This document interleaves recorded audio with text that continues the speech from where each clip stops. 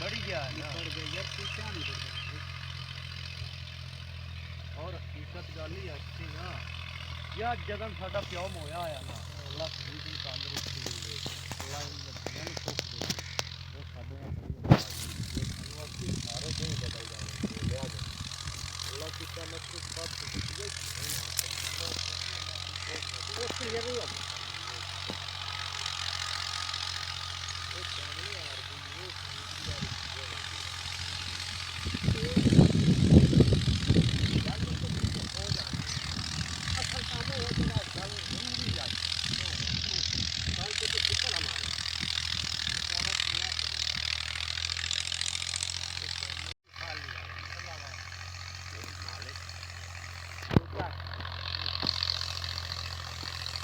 यार मैं तो